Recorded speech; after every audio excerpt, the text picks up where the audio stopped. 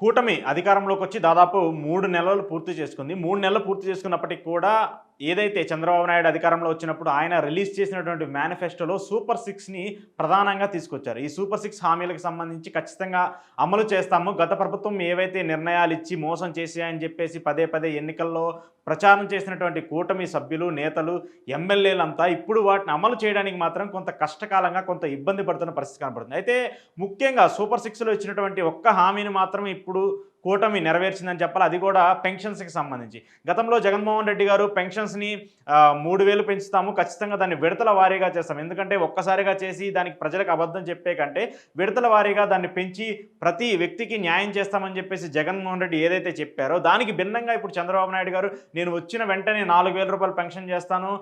వికలాంగులకు రూ. 6000 పెన్షన్ చేస్తానని చెప్పారు.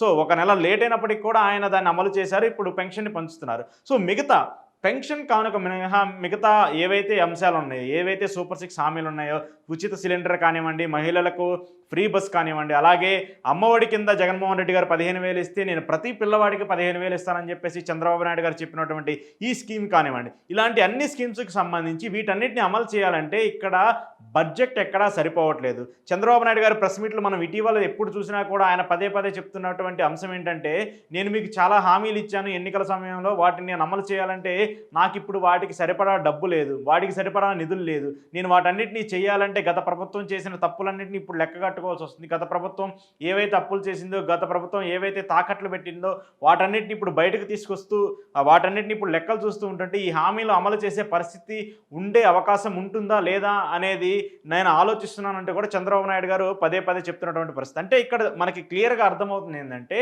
ఈ హామీలు అమలు చేయడం సాధ్యం కాదు. ప్రతి పిల్లవాడికి 15,000 ఇవ్వడం సాధ్యం కాదు.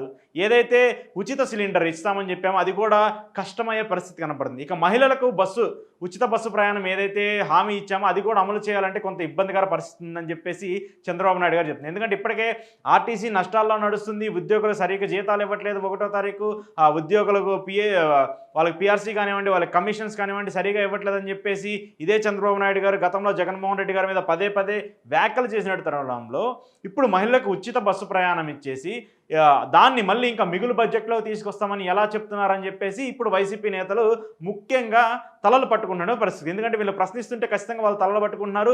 గత ప్రభుత్వంలో మనం వీళ్ళు అబద్ధాలు చెప్పి గెలవలేకపోయామే అన్న బాధలో వైసీపీ నేతలు ఉన్నారు. సో ఇక్కడ ఓవరాల్గా ఒక పాయింట్ మనం చూడాల్సింది ఏంటంటే ముఖ్యంగా కేంద్రానికి సంబంధించి ఎక్కడా కూడా చంద్రబాబు నాయుడికి సహకారం అందే పరిస్థితి కనపట్లేదు.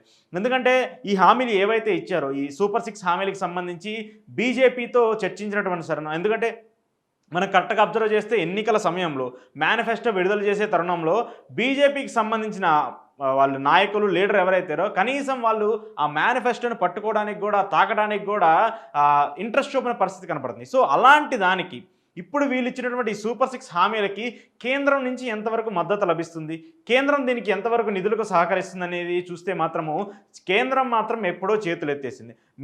మీరు ఇచ్చినటువంటి హామీలకు, మీరు ఇచ్చినటువంటి పథకాలకు మా నుంచి ఎలాంటి సపోర్ట్ ఉండదు, దాన్ని రాష్ట్ర ప్రభుత్వమే భరించాల్సి ఉంటుంది, దానికి రాష్ట్ర ప్రభుత్వమే నిర్ణయం తీసుకోవాలి, మీరు నిధులు ఎక్కడి నుంచి సమకూరుస్తారు, నిధులు ఎక్కడి నుంచి తీసుకొస్తారు అనేది మాత్రము కేవలం అది మీ వ్యక్తిగత అంశము. కేవలం మేమిచ్చిన బాధ్యత ఏంటంటే రాజధానికి సంబంధించి అంశం ఏదైతే ఉందో, పోలవరానికి సంబంధించిన అంశం ఏదైతే ఉందో, విశాఖ స్టీల్ ప్లాంట్కి సంబంధించిన అంశం ఏదైతే ఉందో వీటికి సంబంధించి మాత్రమే మేము నిర్ణయాలు తీసుకుంటాం.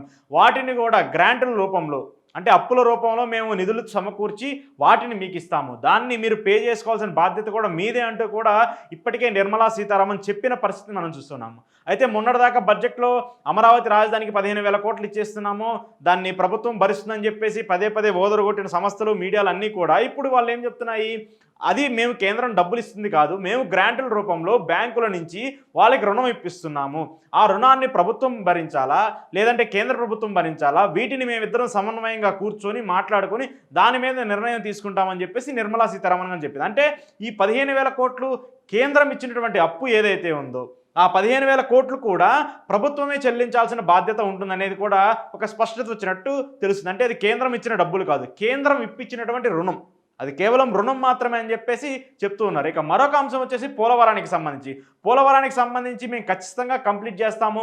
గత ప్రభుత్వము స్పిల్వేకి సంబంధించుకొని కాపర్ డ్యామ్కి సంబంధించి అన్ని డ్యామేజ్లు జరిగినాయి. గత ప్రభుత్వం అసలు పోలవరం ఉన్నటువంటి అలైన్మెంట్ని చేంజ్ చేశాయని చెప్పేసి చంద్రబాబు నాయుడు గారు పదే పదే చెప్తున్నారు. దాని మీద శ్వేతపత్రం కూడా విడుదల చేశారు. అంటే ఇప్పుడు మళ్ళీ ఆ రీడిజైనింగ్ మొత్తాన్ని మారుస్తామంటే కూడా చెప్తున్నారు.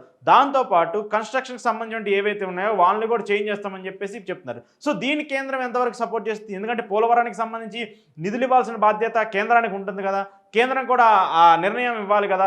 కేంద్రం కూడా ఎక్కడా కూడా పోలవరాన్ని మేము పూర్తి చేస్తాము, పోలవరం పూర్తికి సహకరిస్తామని చెప్తుంది. కానీ ఇప్పటివరకు బడ్జెట్లో కానివ్వండి, మొన్న పెట్టినటువంటి బడ్జెట్లో కానివ్వండి, ఎప్పటికి పూర్తి చేస్తాము, దానికి ఎంతవరకు నిధులు ఇస్తామనేది మాత్రము ఇప్పటివరకు చెప్పలేదు. సో దీన్ని కూడా పక్కన పెట్టిందనే చెప్పాలి. సో పోలవరం అంశానికి చూసుకున్నా, రాజధాని అంశానికి చూసుకున్నా, విశాఖ స్టీల్ ప్లాంట్కి సంబంధించి చూసుకున్నా, ఎక్కడా కూడా కేంద్రం నుంచి సరైన స్పష్టత లేదు.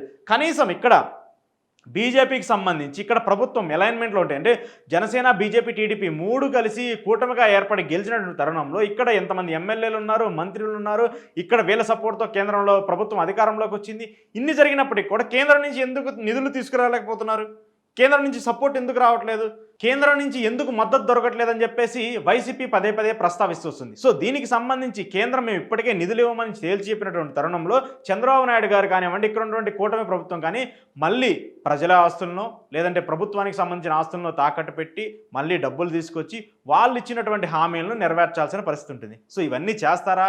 లేదంటే నిజంగానే ఇవన్నీ అంటే మా దగ్గర డబ్బులు లేదు కాబట్టి మేము ఇచ్చిన హామీలను నెరవేర్చలేమని చెప్పేసి చేతులు ఎత్తేస్తారనేది మాత్రం చూడాలి. సో ఏది ఏమైనప్పటికీ ఇక్కడ ప్రధాన పాయింట్ ఏంటంటే బీజేపీ నుంచి అంటే కేంద్రం నుంచి ఎటువంటి సహకారం అందట్లేదు. ముఖ్యంగా మేనిఫెస్టోలో వీళ్ళు ఇచ్చినటువంటి హామీలకు కూడా ఎక్కడా కూడా ఆదరణ దక్కట్లేదు అనేది మాత్రము బీజేపీ దగ్గర నుంచి మనకు అర్థమవుతున్నటువంటి క్లియర్ కట్ సందేశం. మరి దీన్ని ఇప్పటికి 3 నెలలు పూర్తి అయిపోయింది.